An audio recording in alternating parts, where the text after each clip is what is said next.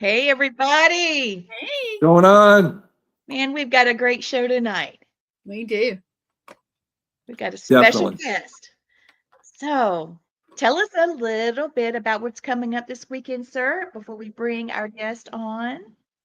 Well, of course, considering our special guest that's on, Exactly. this weekend, November 15th, in Salem, Massachusetts, Old New England, we have the Salem Paranormal and Horror Convention. It's going to be at Salem State University, the South Campus on Harrison Road.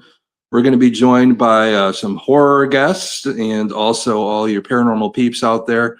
Going to be a lot of vendors. It's going to be such a good time. I'm so excited for it, especially at this time of the year, because this is the crispy time of fall. This is where it really like sinks in that it's just such a beautiful season. We're glad to bring you some more spooky stuff. I know Halloween's supposedly over, but you know us in the industry, it never ends for us. So, Halloween's inside. We're just all a little spooky. oh yeah. Always spooky. Always. I've got one of those too. Gwen gave it to me. It's so cute. Mhm. So before you introduce our guest, can I play his intro? Yes. Oh yeah. please. All right, here it comes.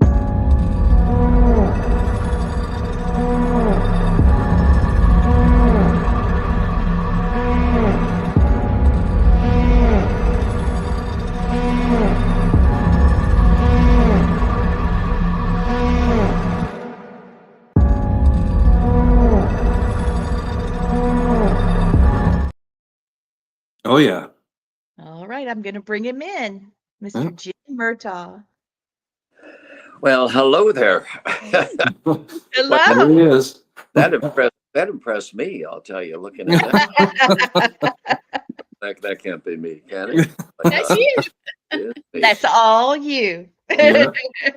I love the opening of the show also. My God. I mean, the array of people you have coming to this event is Yeah. absolutely astounding. I am truly excited about going. I have never been to one. Oh, I've had a couple of slight paranormal experiences, but I've never been to one. And I've read up on a number of the people, and they all sound fascinating.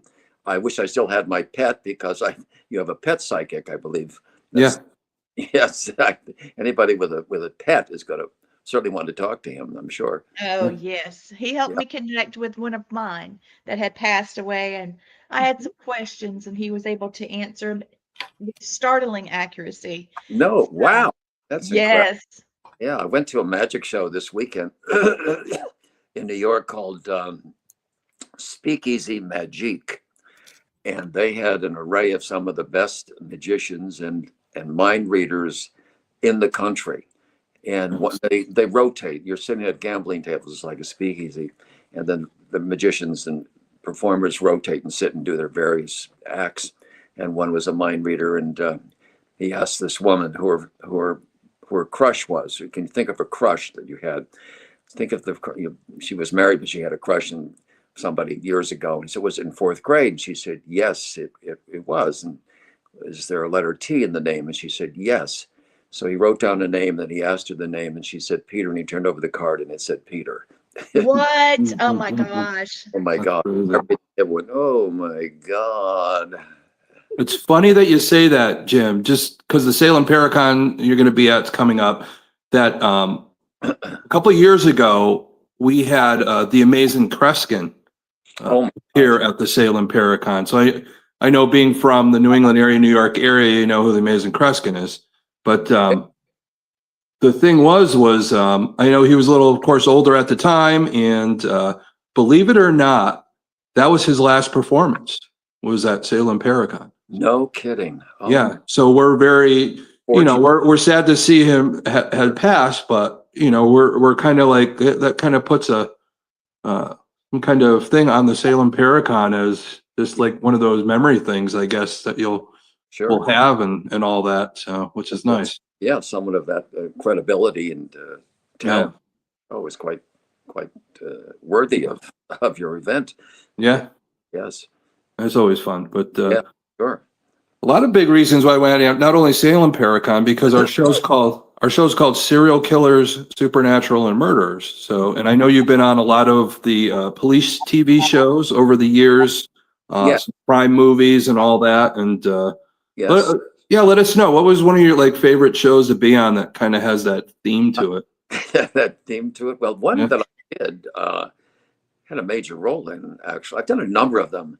I was in the TV series Evil. I don't know if you know that show. Oh, I love that. I love that show. I actually remember you on it too. Was on it.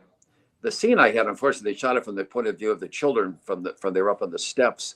And I kept saying, are you really covering me? Are you covering me? And then I saw it. Oh, you kind of missed me. Then they brought me back as the devil. Yeah. And I was attacking the nun, played by Andrea Martin. Mhm. That was a horrible scene to watch. That I was the devil in that scene. So but the one movie I did was called The Rosary Murders. Yeah. It was a fascinating film. Wonderful. I mean, Charles Durning and Donald Sutherland and I forget who the author was right now, from Detroit. I played this guy who killed priests and nuns. Oh, It was really strange. And I go to the confession with Donald Sutherland as the priest, and I confess that not Damon Runyon, I forget the damn author.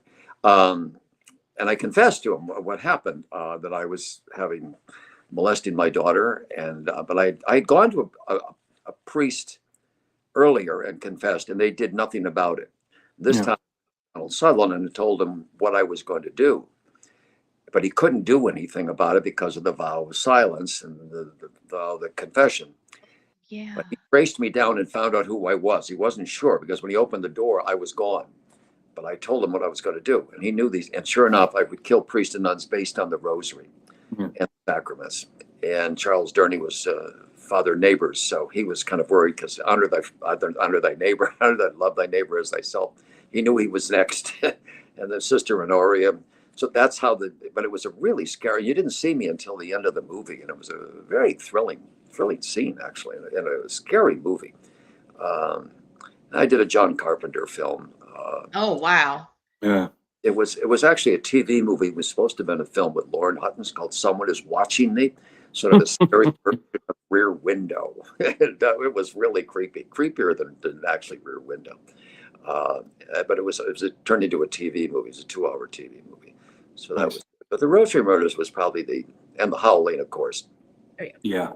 The Howling was it's a classic. You know, having Rob Bottin doing the special effects. Oh yeah. The pneumatics, the face coming out all in one shot, and the face. We had to do life masks also for that movie, and the guy in front of him was a big hulking football player. They put the thing all over his face. All of a sudden, he starts screaming and ripping it off, and he runs over to the outside of the house onto the balcony. I thought he was going to throw himself off the balcony. Actually, he was so frightened. So it was my turn. I said, "Well, that's not going to happen to me." So they put 2 straws on your nose and cover your entire face with plaster. And all you're breathing through are the 2 straws in your nose. Oh, that's claustrophobic, And right they said, there. "Now we're going to take." And I said, "I'm okay. I can deal with this. I'm just meditating through it." And then they shifted to take it off, and they couldn't get it off, and it covered my nostrils because they pulled the straws out first. It covered, and I couldn't breathe. And now I'm I'm like this big football player panicking. And I can't breathe. And then they finally just kind of ripped the whole thing apart. So they never did a life mask of me. So they didn't know who they were going to turn into vampires with that special effect. So that's why many of us had the life mask. But when they got to me, they gave me the teeth, and they wanted to give me these contact lenses from 1948. They were like Coke bottles. And I said, I don't know. I kind of like my eyes the way they are. Nice blue eyes. People compliment me on the eyes, and I'd like to kind of keep them. They said, well, no, everybody's got to wear the Coke bottles. I said, well, let me talk to the actors that wore them before me. So they took me to their trailer where they were shooting on location up in the Redwood Forest in Northern California. That was really creepy. There were 3 actors that had to use these and they had beefsteaks on their eyes, beefsteak covered in beef. And they said, don't do it. Don't do it. If you can get out of it, don't do it, because it's like sand in your eyes. So I rolled my eyes like that, under the vein of the teeth. And I said my famous line. You remember what the line was? Silver bullets my ass. Nice. I'm holding Dean Yeah. Wall, and what Dugan is saying, stand back, I have silver bullets. And I said, silver bullets my ass. And That's awesome. I didn't think anything of it. Like, I came back to New York, I'm walking down the street, and some guy's driving behind his car. He goes, hey, silver bullets my ass. You know? That's when you know. That's when you know. After all these years of doing it, that's when you know you made it. When they're That's when repeating you the know you lines. made it. My God, I got an iconic line. Everybody wants to watch a movie. You looking at me? So when people ask you for autograph, do you sign your name and then put silver bullets my ass?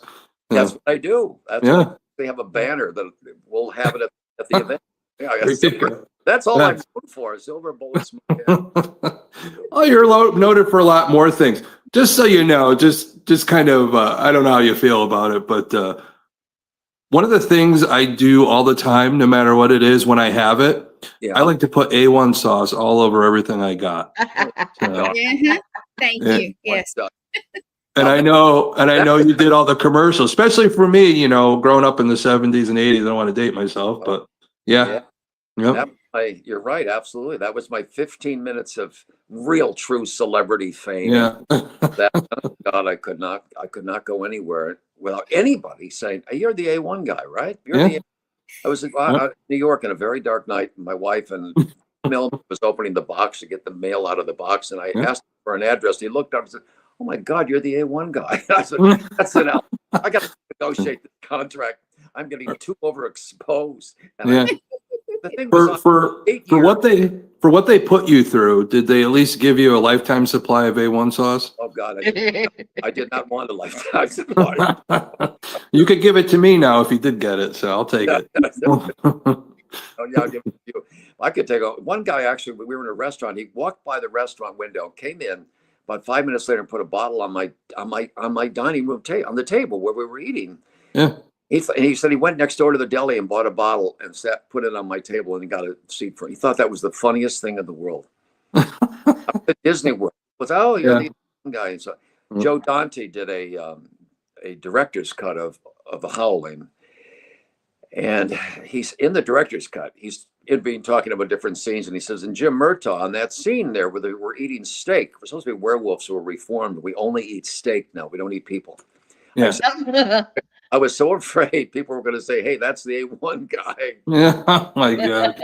Yeah, you gotta be careful what kind of food's around you in some of these other movies, I guess. Yeah, right. Today celebrities do that. It's not a big deal, you know. They don't care if you're the FedEx guy or the Capital. Oh, that's the Capital One guy. Nobody says that anymore. They were so worried about that back then. But probably more back then because now there's so much information on the internet and all that, and there's so many different things going on. I don't think people lock in for that nostalgia. So even though you're the A1 guy, I mean, those are the things that get your career in the right direction too. Oh, they absolutely. Yeah. I have no regrets about that conversion. Yeah. Well, look at John Travolta. You remember the Band-Aid? John Travolta did the Band-Aid commercial and it launched him. So Oh, he did. Oh, I don't remember that. I don't remember that. A lot of people now you see celebrities all doing them, dying to get them. Well, Jim Gardner, he used to do them. Polaroid. Remember those? Yep. Yeah. I forget who the guy is. Even now, he's had a great career in movies and all that, but he does the insurance commercial. He won that Academy Award for the drumming movie or whatever. So he won the Academy Award for that. Absolutely. Yeah, it hasn't affected him at all. I went up for that commercial, except I got there late. But they said, "Oh, they'll be seeing you." The door was closed, and I was sitting out there in the waiting room and waiting. They came out and they said, "Oh, Jim, you're here." I said, "Well, yeah." I told them at the desk I was here. Oh, it's already it's casting's over. I said, "Over?" I said, "Geez, you can't see one guy's." Well, it doesn't matter. They're probably going to hire us a name out in California. Yeah. I was in New York. And I said, "Oh, okay." And every time I see that commercial, I keep thinking, I would have been perfect in that commercial. Yeah. Perfect. Everything that he does. Yeah. Well, you got that similar voice, but you got a good something in your bio. You do voiceovers too. Is that? I did a lot of voiceovers. I did for a couple of years. I did Ambien. Remember that Ambien drug? It was a sleeping aid. oh yeah. Yeah. And every time I'd go in, there would always be a new disclaimer because there was always somebody that had some effect from Yeah. they were eating food in the evening and emptying refrigerators and not knowing they were doing that, going for drives in their car, getting in accidents, having no memory of. So I'd have to come in and read. The disclaimer was actually more than the copy of the commercial. That's what I said. They do all these disclaimers. Like, why would anybody want to take that? I know every time you see these, I mean, you really have to need that drug to deal with the side effects, Yeah. Because there are so, anytime you take something, that some of the side effects seem to be far worse than the disease supposed to prevent. You know, I did. speaking of your voice. Oh, sorry. I I did a lot of on camera, and I said I got to get out of this. After a while, you get too recognized. So I made a conscious effort to transition into voiceovers, and did a lot of stuff during the .com era, a lot of radio stuff. Good. Yeah. You have that recognizable voice, and well, that's the good thing. Unless they hear your voice, you probably be able to walk through the streets and not everybody yell out A1 guy or you don't get yeah, right. You don't get identified with any one thing, which is or nice. silver bullets my ass. I love that line. That's the best. I do. It's a great line. I know. I try to make sure diversified and just voiceovers, commercials really are the bread and butter, to be honest with you, of actors. I mean, they pay well. They allow you then to do these plays for $8 a week or less. Go off and do a movie, and the star gets most of the money, but even though you're contributing a lot, But if you can balance the commercials and the theater and the film, and you can have a nice career, which I was fortunate to be able to do. You think as an actor of the things you don't get, and then I was going to doing your show, and I thought I better look up, with my resume, and I said, wow, I've done a lot of stuff. It goes back a long ways. We're talking shows like Barney Miller and Alan, and you jump all the way ahead to Law and Order, and there are a lot of things. I can't complain. I can't look back at what I didn't get. So it's been a great career. I was thrilled and grateful to have it. Yes, I'm sorry. You had your hand raised for me. I did. That's okay. I'm listening. You were talking to somebody. I was listening to your voice just now, and I can totally see your voiceover work, but you sound Shakespearean.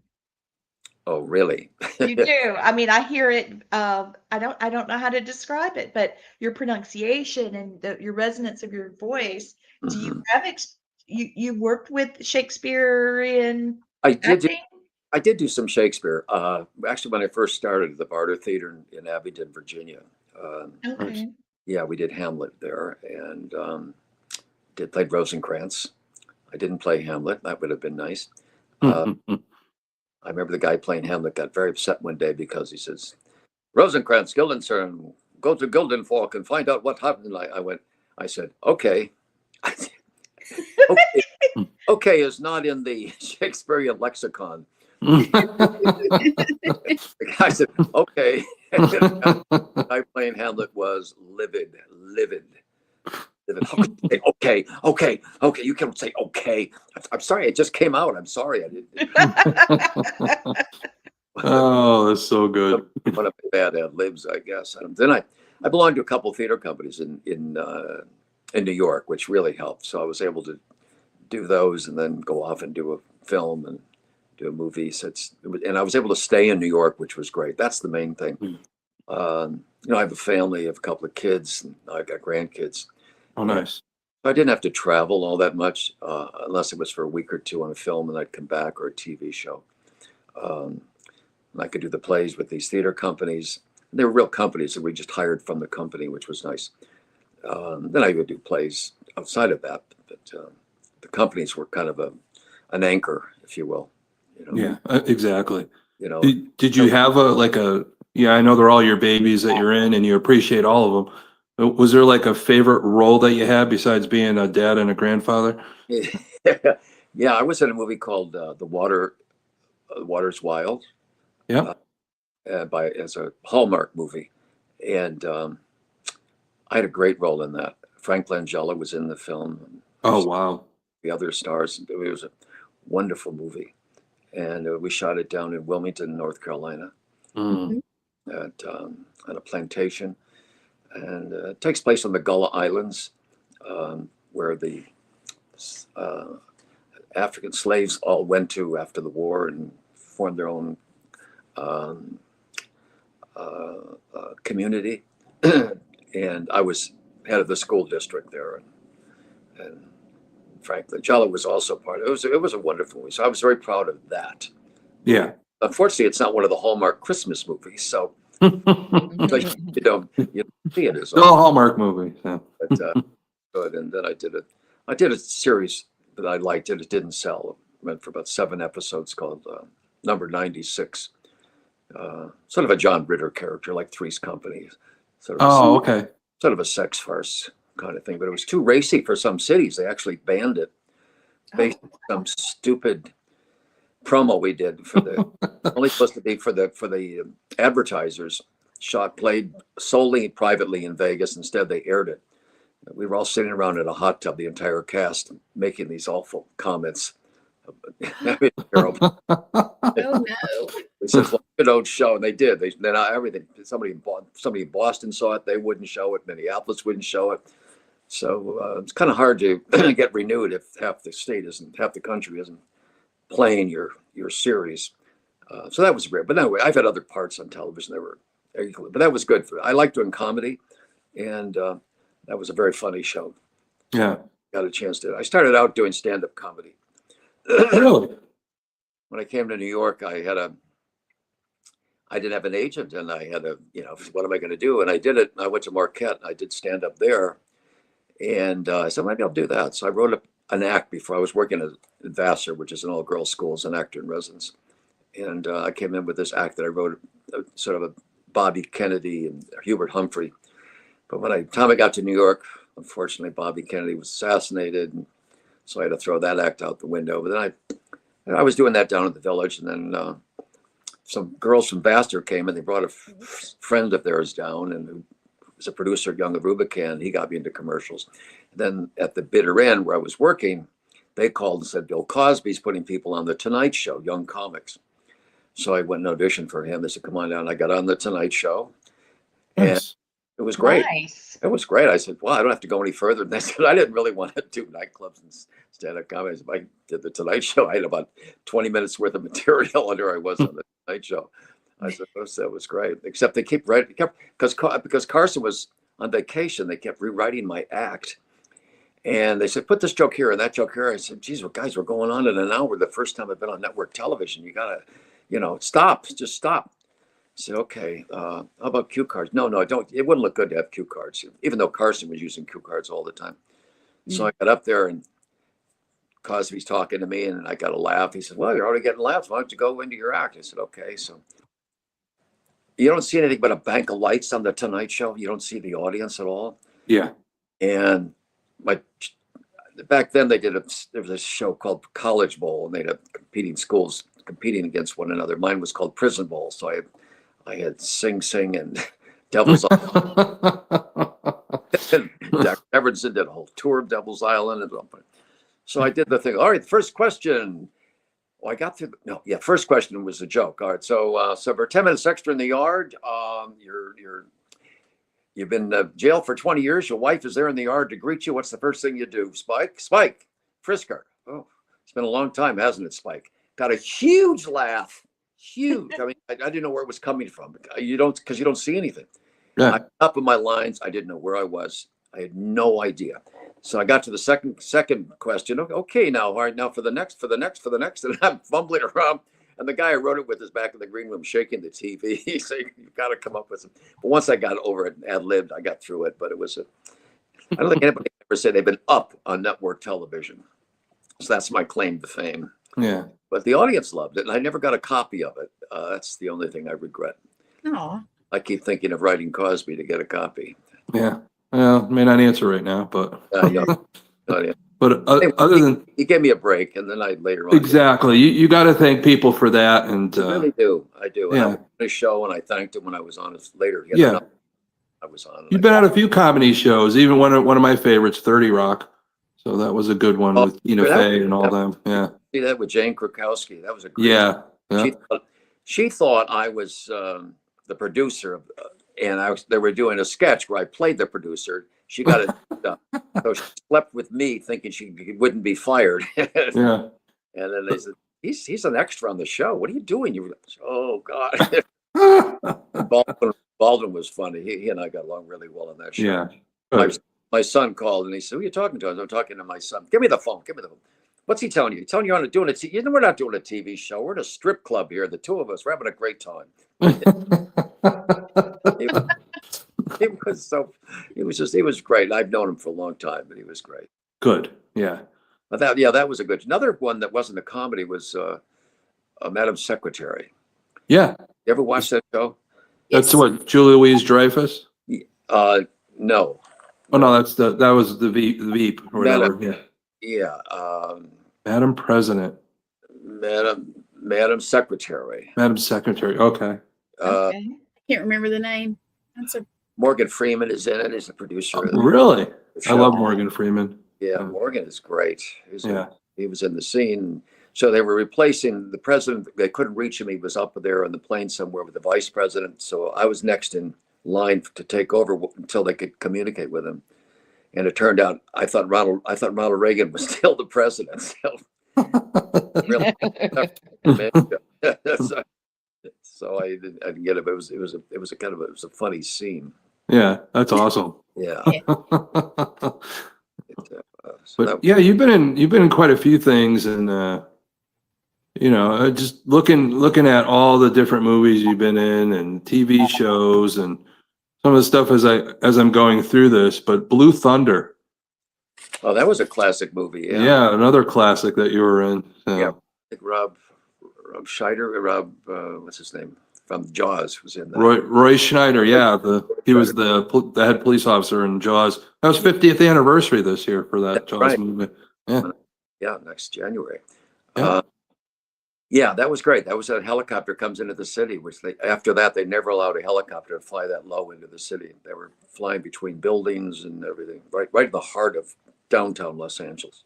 Yeah. Wow.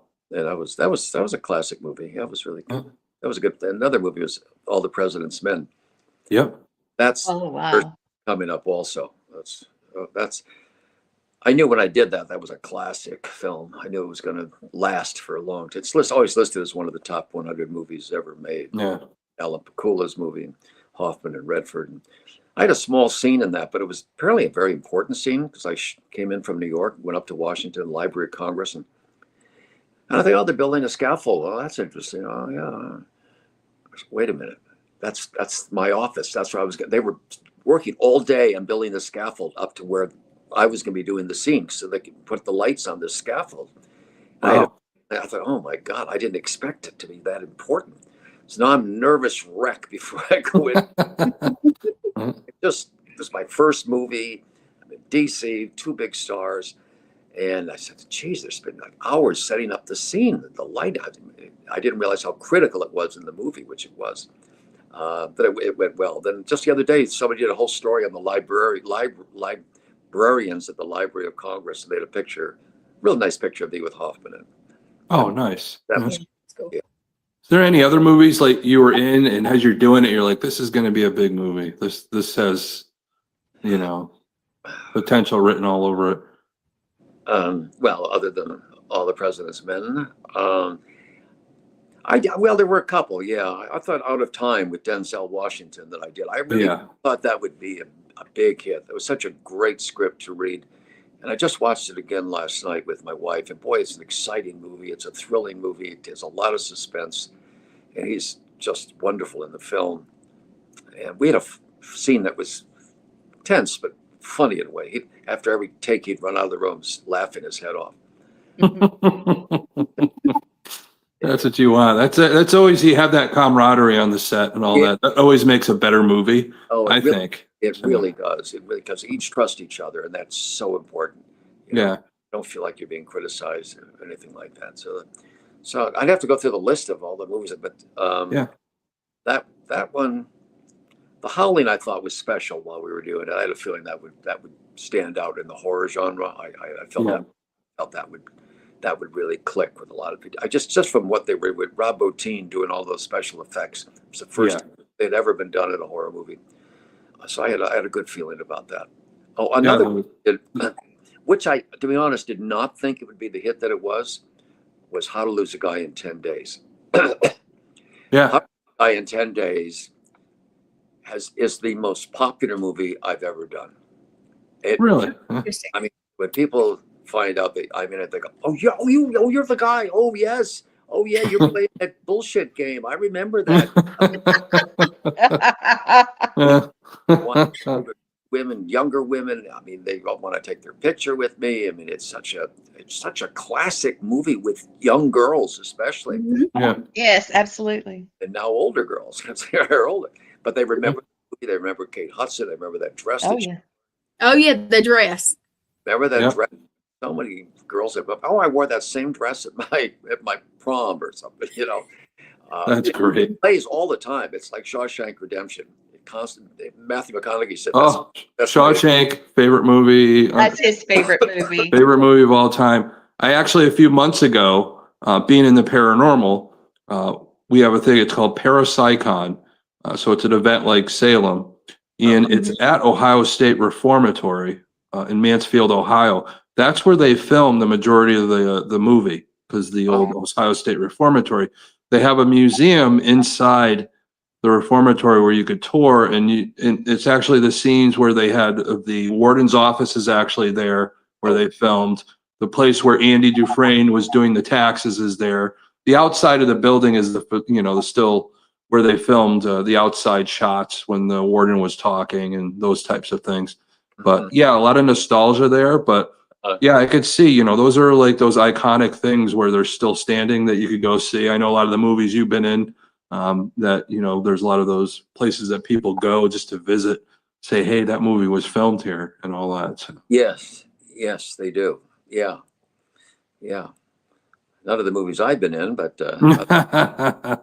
there's got to be something. So. I don't know what other hit movies. You probably have the credits there. I don't have them all in front of me. I don't know what the hell I've done. I've done a lot of stuff. Yeah, definitely. As you go through this and how you're saying and recalling a lot of the movies and all that, but just specifically what we have coming up, the Howling's going to be a big draw for us and all that, and for the horror guests, the horror fans and all that. So. Yeah, they'll I mean, that's a big hit. Yeah. Vanilla Sky, I thought when I was in that, I thought that would be a big hit. Tom Cruise was in that.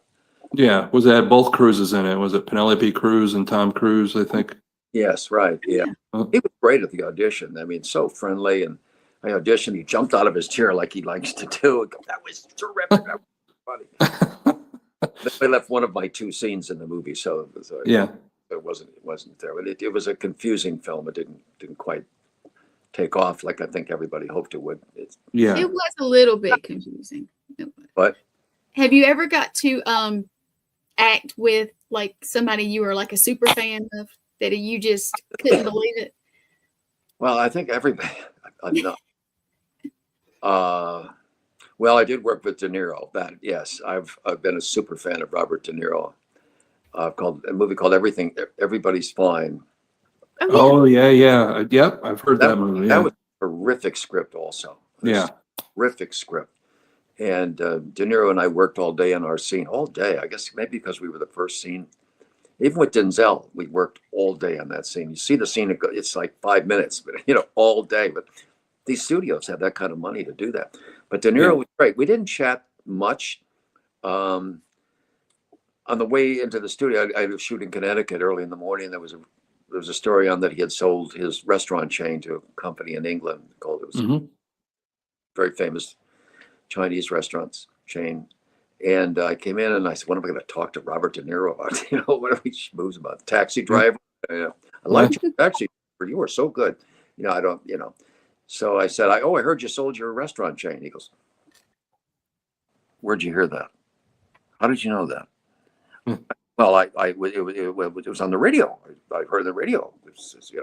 But he got very serious and leaned over right into my face. How did you know that? Oh my goodness. Yeah, like I'm revealing some kind of secret information.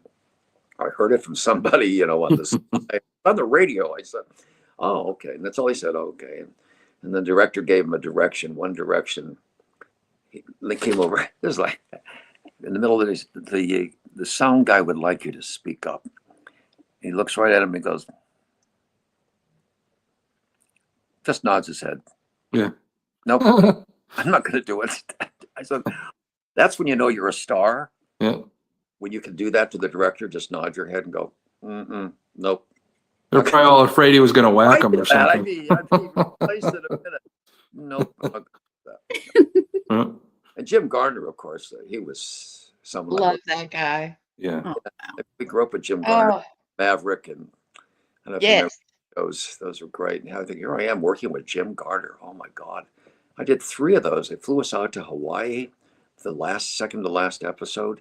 I took my wife and my 2 kids, and the baby was only like a month old, maybe 7 or 8 weeks. no. Wow. I must be nuts bringing them, but we got a nanny. I used my per diem for the nanny, and the baby stayed in the room with the nanny. And then they had the closing night party. My wife slipped on the dance floor and broke her leg. Oh, God. Oh my gosh. Broke her leg on the dance floor. And now we were flying on 747s with no runway to the door. You had to walk up the flight of stairs. Ugh. 747 is like 2.5 stories up. Oh, wow. She's Poor thing. out the cast. They wouldn't set it because we were going back to the States to LA. So she's got it wrapped in something, but it's broken. Yeah. How are you going to get up those stairs? I says, I'm taking the kids up. I said, good luck. She said, I'm going in no matter what. She went up the rear end into I kept thinking the kids were going to be a problem. Yeah. Then my wife breaks her leg, and she went up back on her rear end all the way up. Oh my God. I assume that she doesn't watch that movie with you anymore with that reminder. We should have. The producer actually slipped on the dance floor also and broke her leg. So the 2 Really? of us, Oh, no. the emergency room. In the world. And there's Alice. The floor was extremely slippery, although she was wearing high heels. And then we got back about 3 days later. Jim Garner's brother knocks on her door in the studio. Says, "Here's Alice's shoes." We never took her. She was never. She didn't take those shoes. Oh my God, that's wow. I took Poor thing. the shoes. He said, thinking you may want to sue the hotel, but if they saw those shoes with those 5-inch heels, you'd have a hard time. So he hid the shoes.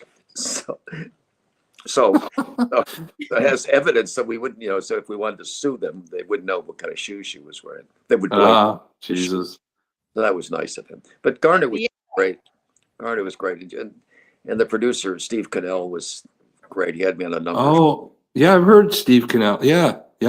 Yeah, he did, what's that series? God, I'm blanking the series. I think he did a lot of, didn't he do a lot of TV series? He did a lot of TV series. Wasn't it like A-Team and all those? That's what it was.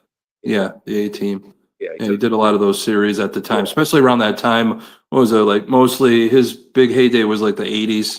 Yes, I think what was that show he did with he did Baba Black Sheep. Yeah. Did I that. love that.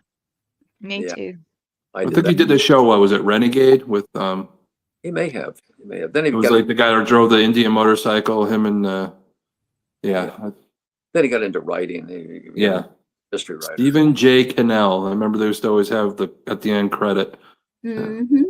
Yeah. Yeah. Is that the one where they did the typewriter? They pulled the page off and it flies. Yeah. Right. That Yeah. is- Yeah. Great guy. I Except like that. he flew me out to Hawaii to do a pilot.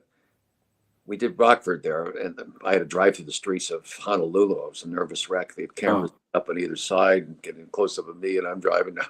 And I'm a New Yorker. I don't drive much in New York, so I'm driving in Honolulu with traffic, cameras mounted on either side. The sound man was on the floor. Yeah. But then He was in the floor. Yeah. On the the microphone up. Yeah.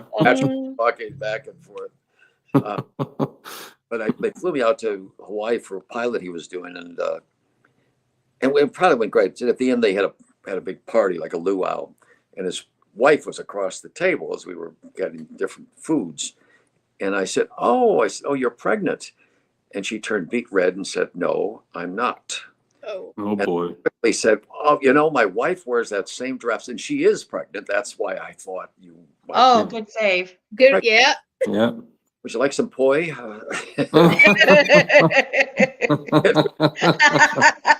That's the Oh. smoothest recovery I have ever heard. Never worked for him again after that. I always think that's the reason. His wife said, "You ought to hire that guy again." Oh my God. I blew that big time. Yeah, we've all been in situations like that before. So Yeah. Who would think I would say something as stupid as that? She's wearing a moo-moo, an Hawaiian moo-moo, and I thought she was. But Alice was pregnant, and she was wearing this thing, so I just put two together. There's I also did one of those video games, Red Dead Redemption. Did you ever oh yeah. Yep. Yeah. That's where I thought I'd give it a shot. I've never done that. Hey, would you go down to so you go to this big studio and they put all these wires on you, and there's people there with a bank of computers, and they're following you and your movements. They use your dialogue also, and then you look at the screen and they're able to draw a whole body around your movements. And I'm this grizzly old guy, and it's sort of vaguely looks like me. There was an interesting experience how they do these video games. It's incredible. It is, because it's just in our world, in the paranormal world, we do have, paranormal world, we do have devices that kind of do that similar thing, and how they put these characters together. It's called an SLS camera, where it pixelates out little lasers, and it may pick up energy of a spirit, and it looks like a green stick figure, and we ask it to wave at us, and it waves, then we know we might have an audience. So that's like one of those things with that generated. It's almost like a LiDAR type of thing, especially the computer generated stuff, how it picks it up with the little tennis balls all over you. They do sometimes. And yeah, that's fascinating. It's kind of the opposite. Yeah. I've been watching Paranormal the last few weeks. Fascinating things that are on that show. Just incredible. Well, make sure between now and Saturday when we see you, you go on Hulu and you watch Repossessed. That way you could. You'll like it. Yeah, it's very good. It's a paranormal antiques roadshow type of thing. So really, Repossessed, huh? Okay. Yep. So it's a roadshow of haunted objects. Yeah, that's her show. Yeah. What? Her show. Her show. What's this?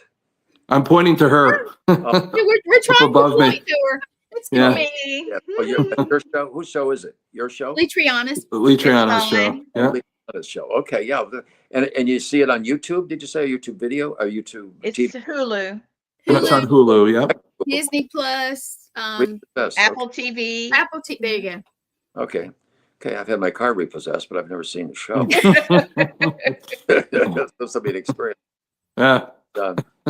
I've had one sort of paranormal experience. My father had a fatal heart attack, and he collapsed, and my mother was there, and she just kept breathing into his mouth, and the fire department came, and they got his heart started again, and they took him to the hospital, and it was there, but he was in a coma for like 3 days, and I went to pick up my uncle from Chicago. He's an Irish priest, and so we were all there, and they were just going to give up. They were a few more hours. They were going to check, and they were going to do those pinprick tests. And if he doesn't feel anything, they were going to pull the plug.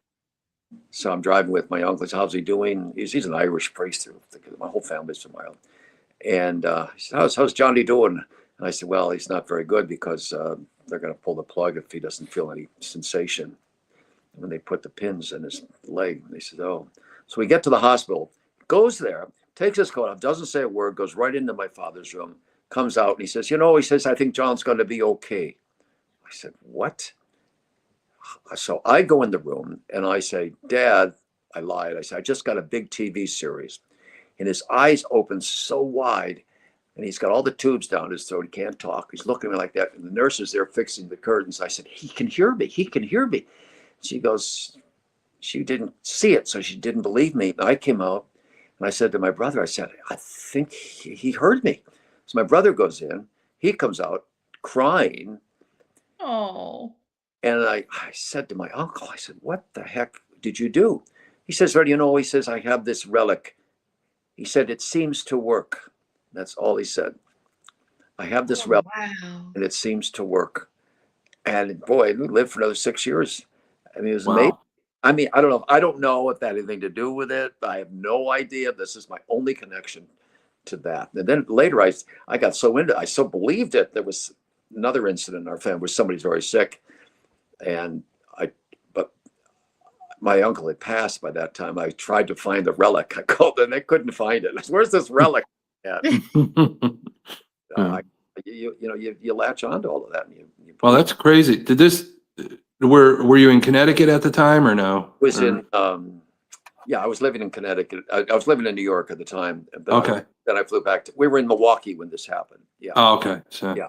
My uncle was in Chicago, and I picked him up when he came off the train and drove to the hospital with him. He said, I have this relic and it seems to work. yeah.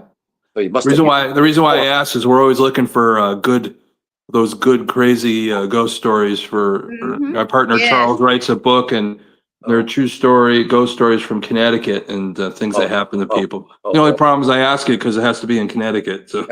Yeah, didn't happen in Connecticut, unfortunately. No, but I will certainly look for Repossessed. That sounds fabulous. Thank you. Yeah. I appreciate it. We basically study different types of different objects that have paranormal experiences. Not all of them are evil. A lot of them are just great memories. Some of them are holy, but not on the show because they wanted things that were more, frightening. But yeah, I thought they were trying to kill us because it was all so, vibrant, Oh my gosh. But they're like those relics, just like the one that your Irish priest relative used. So some of these are relics that have some kind of supposed magic or whatever to them. Don't know. Can't explain it. Really? No Yeah. kidding. That's amazing. Are demons bad? Are they evil? Or For me being a demonologist, and a lot of people argue with me about this, but after 40 years of doing this, really, a lot of people look at it as fallen angels, but they're more of a warning. A lot of things have changed over the years. They're almost like an omen or a warning. Some of them are just pains in the butt, but they're a warning to us sometimes that we're not on the right path. And sometimes people don't like to be told those things. So over the years, they've been vilified for some of them. And most of the time it's just us. It's our own thoughts that we manifest into existence. Like if you were an alcoholic, you have that battle with alcoholism, trying to keep it at bay. So those are the types of things. So 1% of the time, it's something of supernatural nature that we deal with. I see. Yeah. Now Can I show y'all something that I found? He was talking about that TV series that Evil. Evil was great. Didn't get here anyway. Look at this. This is why they didn't get it on there. Oh my God. Where did you get that? I just looked for it this entire time and I finally found it. That's amazing.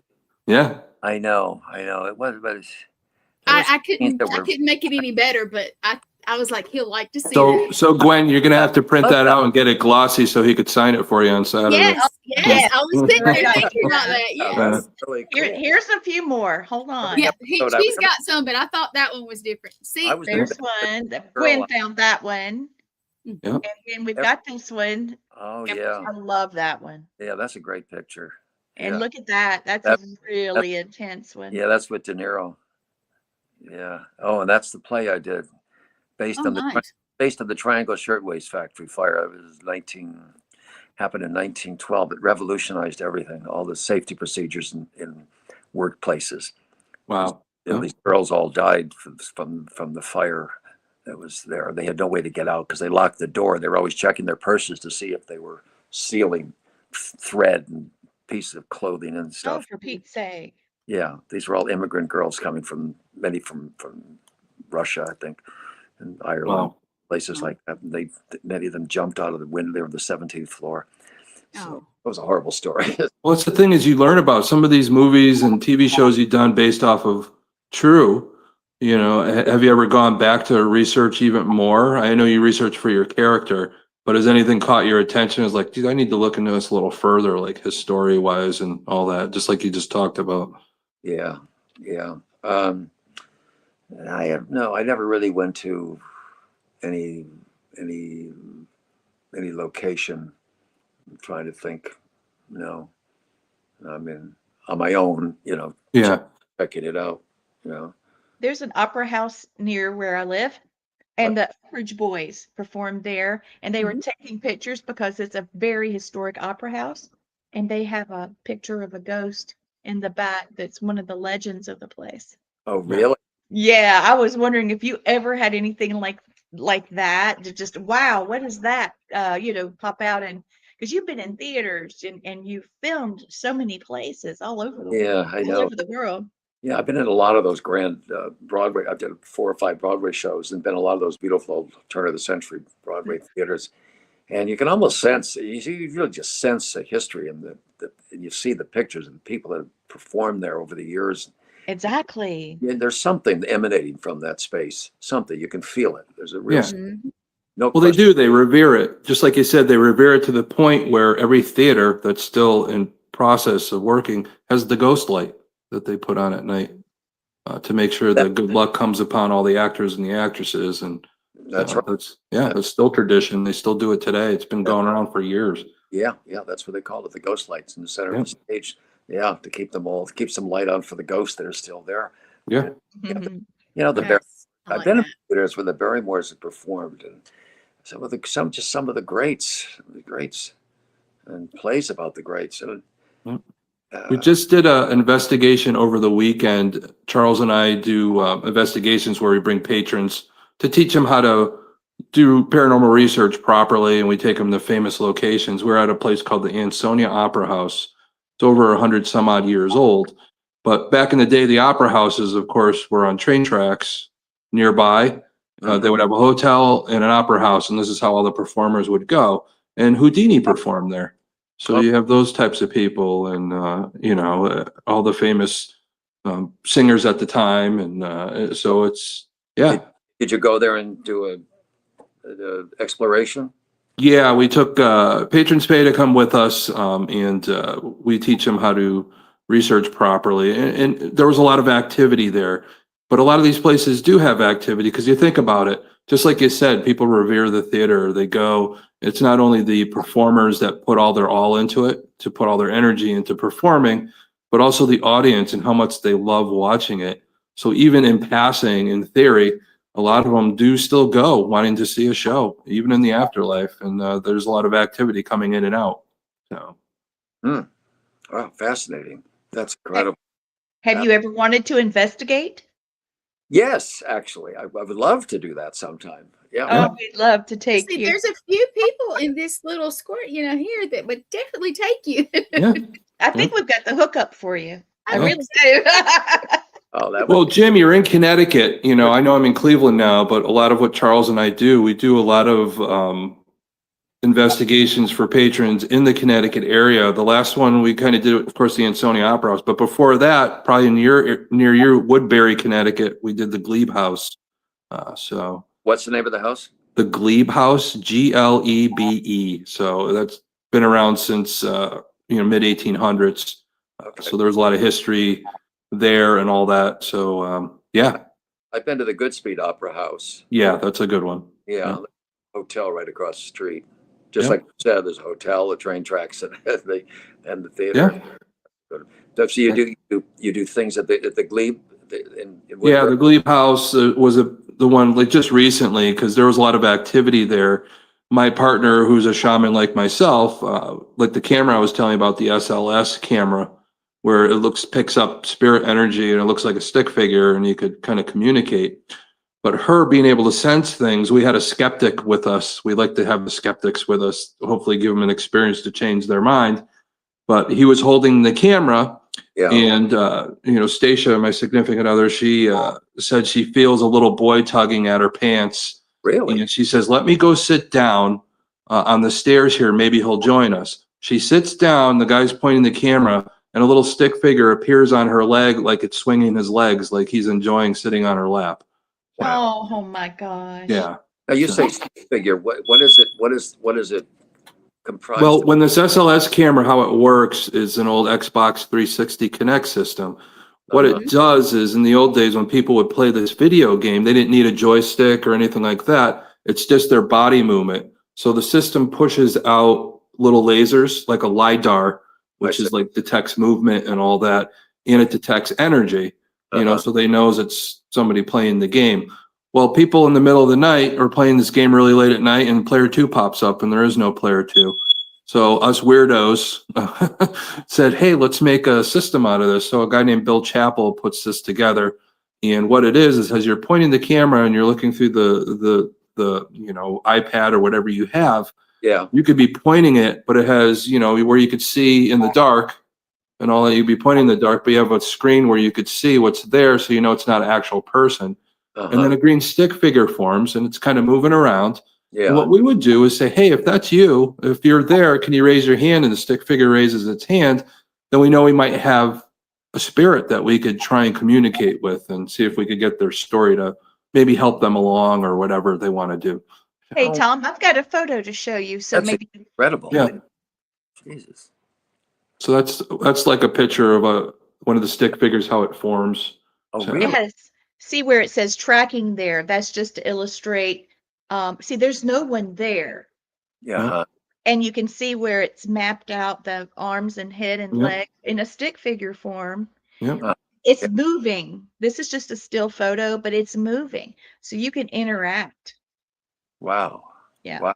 And a lot of them do have a lot of movement. What happens is in the spirit world, they feel like they're trying to manifest. So it's almost like it's coming in and out of our dimension. So it's kind of doing this, and the camera's trying to pick it up at the same time. So it gets very glitchy. It looks like they're dancing most of the time. So we try and get to the point where some of them, they're sitting in a chair. You could see them sitting in a chair, but we always want to make sure that it's not just mapping the chair with some energy behind it. So we ask it to move its hands or legs. When it does that, then we know we might have something. So it's a lot of discernment when you do these types of things. And what's the name of the camera again that you're using? It's a structured light sensor camera. It's called the SLS camera. So there's a bunch of different kinds, but we have our friend, one of my friends, I'll plug his Structured light sensor camera. Yeah. One of our good friends, Dave Giuliano, owns a store where you could get all kinds of this type of equipment to do these types of things. So it's the Ghost Hunter store. So he's out of the Philadelphia area. So yeah. Okay. Would you like for me to bring mine so that you can see it at the Paracon? Yeah. Yeah, bring it. Yeah. Yeah. Okay. Yeah, I'd love to see it. Yeah, absolutely. We'll bring our equipment and you can. Will I see a go through stick it all. or not, or just the camera? Just bring the Well, camera. if we point it at a person, you'll be able to see them mapped out. But if there's nobody next to them and it maps out, then hey, it might be a ghost at the Salem Paracon with us. Okay. I love it. He's like, I don't know about these people. Yeah, we are Well- crazy. You never know. You might end up in a movie where it's about this stuff, and then you already have your research done already. Yes, I know. I would have. Yeah, I'll film like. Yes, I would be doing more research with people like yourselves. Yeah, Yep. in a film like this. There was a movie I did called Abandoned. Did you see it with about an apartment? It was an interesting premise. It was a high-rise building that was abandoned, but they had to keep an eye on it. So they had this girl signs up to be a night watchwoman there. Oh, okay. The bowels of Jason Patrick is in it. In the bowels of the building, she's an alcoholic. She's got a lot of emotional problems. So we don't know if she's vigilant, but there are people living in the bowels of this abandoned apartment building, and it's fascinating, but it didn't also do very well. Yeah, I've heard the name and all that. Yeah, it's like I watch so many movies, and sometimes I forget that I saw the movie, and then I start watching. It's like I already seen this, or maybe I didn't. Maybe it was in some other, Maybe, yeah. one of a lifetime. I'm that deja vu movie watch. Doing what you do you guys go to a lot into the horror films, or is that a whole different genre? There must be some similarities there, right? Connections. Well, for me, growing up in Connecticut, I started doing this back when I was 14, 15 years old. I'm still doing it, 40 some odd years later. You grow up and you're sensitive to all this stuff and you don't know what it is. It gets kind of scary. And I was lucky enough to live in Connecticut and got to meet Ed and Lorraine Warren, who, all their cases were done with the Conjuring movies and all that, and the Amityville they were part of. But I learned how to, deal with that through them. But yeah, You know, that's the biggest thing. Part of the paranormal is just learning from each other and all. So, Sure. Okay. I understand. That's interesting. yeah. Well, I'll be looking forward to seeing all these wonderful guests you have lined up. Yeah. I know they're all going to be excited to meet you too, my friend. Yes. Oh, yes. Oh, really? Oh, yes. We're going to go to Concord the night before. Oh, And good. There's a lot of history there, so you'll yeah, that's what I Yeah. thought. Yeah, so we'll make a weekend out of it. So it'll be nice. yeah, Good. And we'll go going to into be excellent. we'll stay in Salem Saturday night. Yeah, a lot of history in that Boston, Yeah. Salem area. Yeah, was it Little Women? What's her name? That Alcott or Lisa May Alcott. Oh yeah, yep, exactly. So Nathaniel Hawthorne. Yeah, So yeah, that'll be fun. I'll be seeing all of that in you Salem. get to go see the houses and all that. Yeah, so we're Yeah, I've never seen it. Hawthorne and all that. Yeah, Yeah. It'll be a lot of fun. fantastic. So Looking forward to it. yeah, well, we're excited to see you. I think we're Thank you. rolling to the end of the hour here. Oh, And, Yes. it flies by, Jim, and we Yeah. so appreciate you coming on and sharing some of your memories, and Yes. especially in of course, the theme of our show is serial killer, supernatural murders. Just talking about the crime shows that you were on, just the horror stuff, and just your life in general is amazing. And we can't wait to meet you in person at Salem Paracon. Again, anybody, you're going to still get tickets, salemparacon.org. And make sure you join us and get an autograph from Jim, and that way he could say "Silver bullets, my ass." So make sure you're in for that. Yes. Exactly. Well, thank you guys for having me on. I really appreciate it. Thank All right, you. appreciate you, my So friend. much. Have a good night. We'll see you soon. See you soon, very soon. Take care now. Bye-bye. Bye-bye. There we go. I pulled him down for you. Yeah, Awesome. there you go. He's That was cool, awesome. y'all. He Yeah. is so charming. Oh Yeah. my gosh. What a history, what a humble guy too. Yes. That's the big thing. Some of these industries and all that we're in, and people forget that, hey, we're just all doing some work here. There's enough work to go around. Let's do our thing. Let's have fun doing it, especially this weekend at Salem Paracon. Like-minded people to talk about our weird stuff in a safe place. Horror actors to talk about all the cool horror movies they've been in, or any movie in general. Yeah, that's what it's all about. It Just is. sitting back, having a nice weekend of getting to meet paranormal peeps, the horror guests, and especially later on that night, we get to go hang out at the Satanic Temple and investigate there with some of the best investigators in the industry. Even though that night, Gwen's going to be with us, of course, right? Yes. I just You found know? that out today. So Yeah, I was like, Gwen Yes. is one of she's one of our special investigators for the night. So Bless she's you. Yes.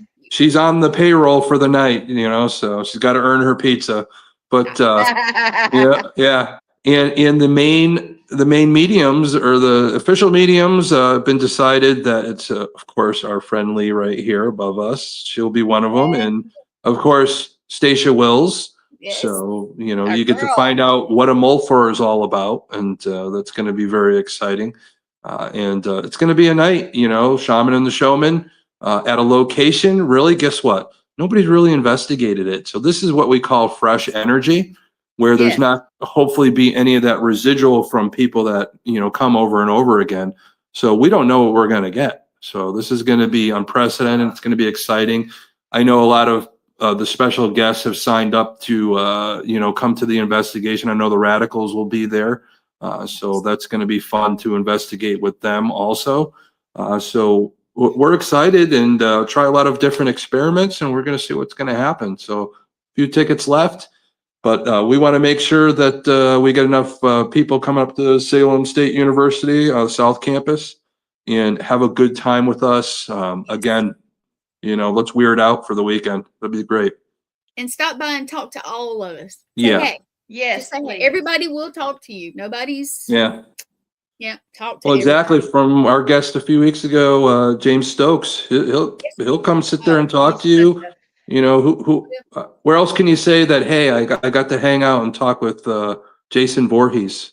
So, you know, you don't get that many where in this, it's a nicer, quieter environment. So you get more time with a lot of the guests, get to pick their brain about any questions that you have. We always like to keep it, you know, personal for people when we do our events and, you know, get to hear, you know, these panels of people that have been in the industry for a while that get to talk and they all have something to say. So this is something you'll be able to learn and all that. And of course, I just saw it pop up.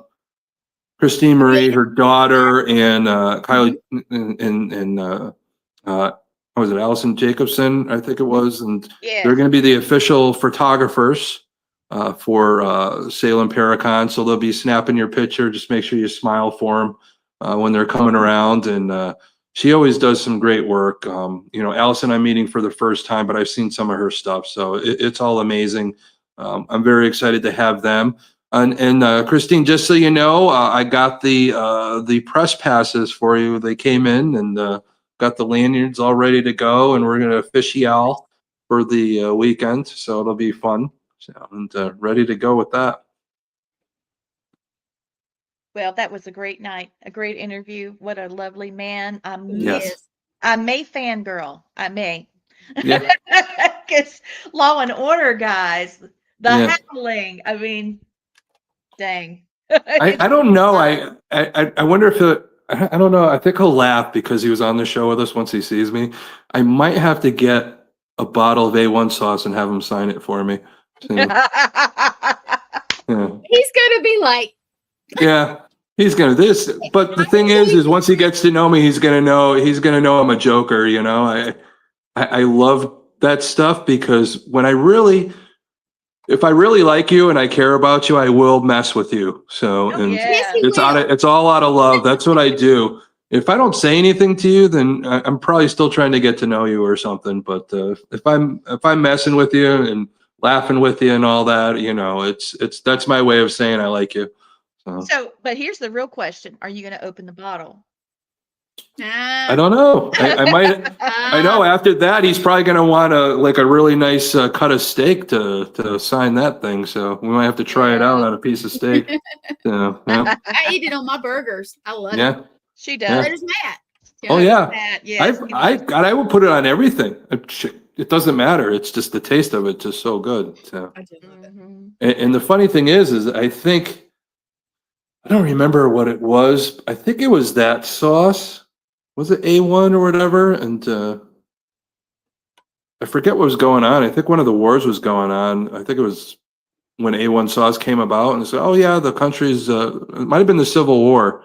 Oh yeah, we're all killing each other, but I think I'll invent some A1 sauce or something. So Well, they it had was to put one of- something on the food to make it taste better. I know. Doing the best they So could. yeah, a lot of that stuff would spoil in between and they get all sick and all that. But yeah, that's probably why we have a lot of the Civil War Let's see, ghosts still around in Gettysburg and places like that. So Let's see, it says A1 sauce originated in the 1820s when Henderson William Brand, he's a chef. Chef to Britain's King George the Fourth, created it with the king allegedly proclaiming it A1. Yeah, nice. That's I think it. that's what they call it. A number one. There you go.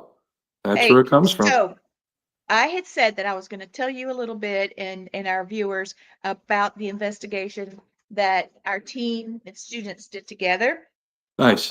I've just got a little thing because you were talking about the SLS camera. We went to a library that was previously a prison.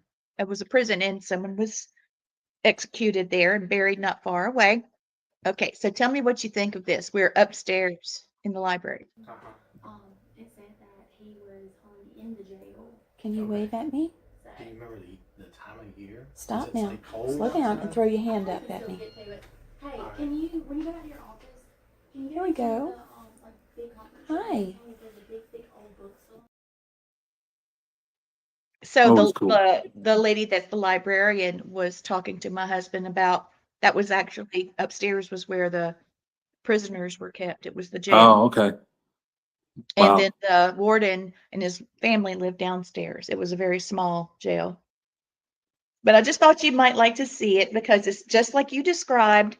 He was blinking in and out.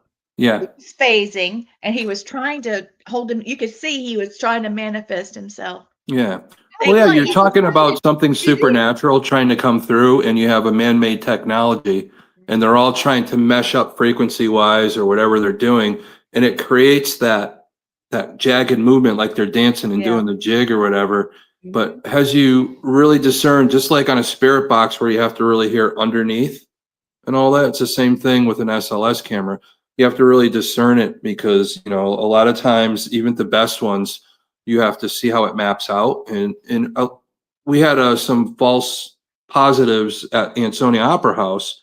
We had, you know, a piece of equipment on top of one of those sawhorses, and it mapped out the sawhorse kind of to look like a body. But when you have the energy there in something that looks like a body, it can manifest. So that's when you have to move it. So we moved it back, and you could see how the stick figure got smaller, and you moved it back, and it was more tighter and looked like the sawhorse. So you know that's what it was. Yeah. Those are the things Yeah. you have to do. You can't just think just because the green stick figure pops up. So we have to do everything in a 360 view to make sure we try everything to make sure that's what it is. You know, and that's always the best way to do it. And you really have that open communication to see if it'll move. But then again, like something like station I had at the Glebe house where the little boy, she felt him, and then it was validated with the piece of equipment, and he was sitting on her Nothing like lap it. swinging his legs. And that same night we had the SLS camera on one of the old, because we're talking a house from like 1700s and all that, and they had where they would spin to make the yarn. So they had the big spinner, and you have to sit on it and pump it and all that. And there was a stick figure on it doing the pumping. Oh, It was wow. like it was working and all that. So that was a good place. A very there might be something in the works going on there in the future. So we'll keep that Nice. quiet for now. A project is in the talks right now. And So you know hopefully the that theater, goes through. the The theater what? I told you about. There was Yeah. a guy that was there. You Mhm. guys, I'm gonna say I love you. I gotta pop over to Raven, and he has Yeah, to- because I got to go to Raven too. So we might Yeah. have to. Yeah. Well, Well, you guys- I'll just I'm gonna- finish the I'm gonna pop sentence and we'll go, okay? Yes. Go ahead, But go ahead. there was a spirit that was at the edge of the seats into the theater area, and he Yeah. was standing there taking tickets. Oh, Yeah. And I said, "Do you want my ticket?" And he reached his hand out and got it, and then he turned around Yeah. and sat down. that That's is so awesome. cool. Yeah, Yeah. so I think there's a portal there. So, Nice. okay, well, that's all for tonight. Thank you for watching Serial Killers, Supernatural, and Murderers. Yes. We enjoyed having James Murtaugh, the one and only, Yes. on this show. Please come see us in Salem. That's right. All right, thank you. Have a great Right. night, See you soon. everybody. Good night. Thank you, everybody. Here.